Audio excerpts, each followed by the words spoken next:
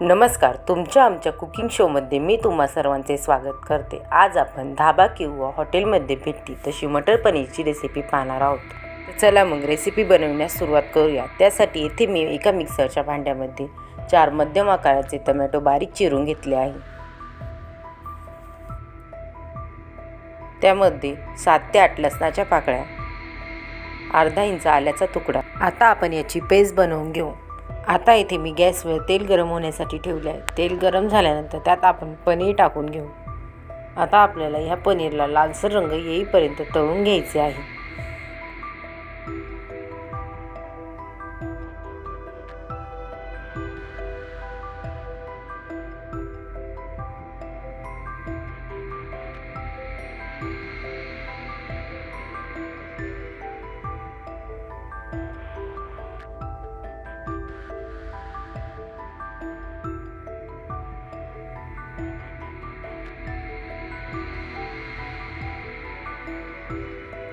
आता येथे आपल्या पनीरला छान प्रकारे लालसर रंग आला आहे। आता आपण हे पनीर काढून घेऊ।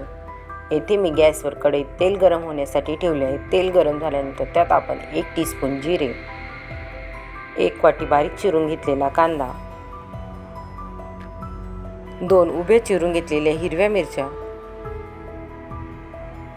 आता आपण या कांद्याला लालसर रंग येईपर्यंत तळून घेऊ।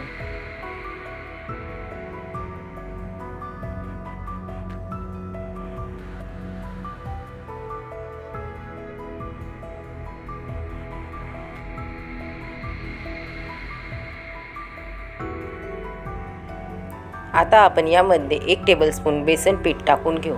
आता आपण या बेसन पिठाला लालसर रंग येईपर्यंत तळून घेऊ।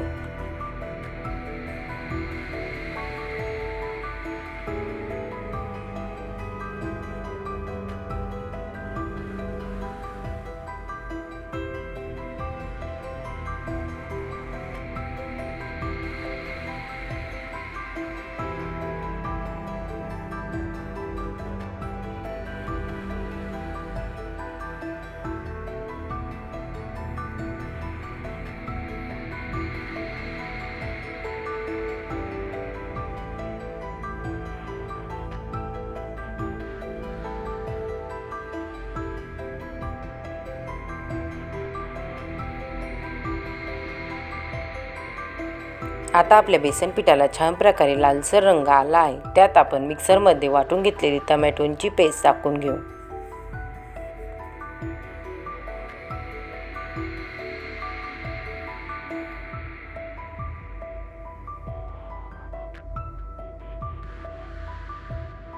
आता आपल्याला याला छान प्रकारे तेल सुटेपर्यंत तळून घ्यायचे आहे।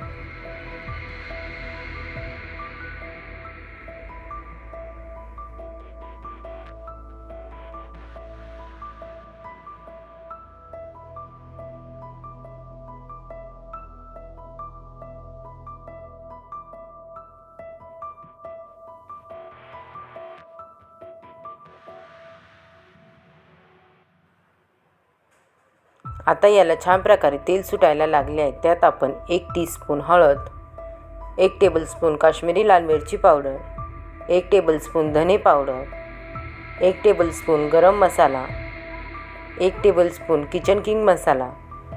आता आपण हे मसाले चांगल्या प्रकारे मिक्स करून यांना तेल सुटेपर्यंत तळून घेऊ।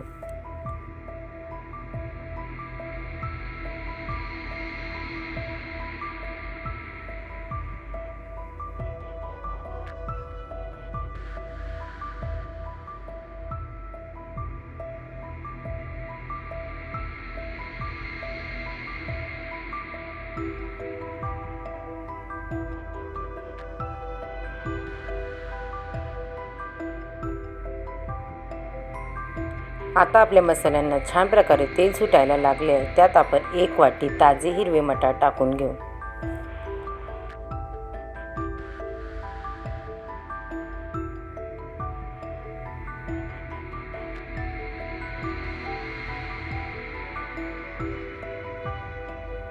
आता आपण यामध्ये 2 ग्लास गरम पाणी टाकून घेऊ।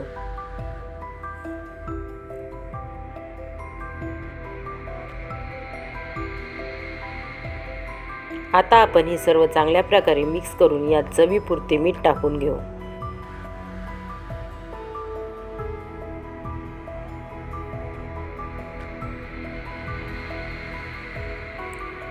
आता आपले वाटाणे चांगल्या प्रकारे शिजले आहेत. त्यात आपण तळून घेतलेले पनीर टाकून घेऊ. आता पनीर टाकून आपण या भाजीला 5 मिनिटांपर्यंत उकळवून घेऊ. आता आपली भाजी चांगल्या प्रकारे उकळली आहे. त्यात आपण कोथिंबीर टाकून घेऊ. धाबा किंवा रेस्टॉरंटमध्ये भेटती तशी मटर पनीरची रेसिपी तयार आहे. जर रेसिपी तुम्हाला आवडली असेल तर रेसिपीला लाईक, शेअर, सबस्क्राईब नक्की करा. पुन्हा भेटूया आपण अशाच एका नवीन रेसिपीसोबत. तोपर्यंत सर्वांनी काळजी घ्या. बाय.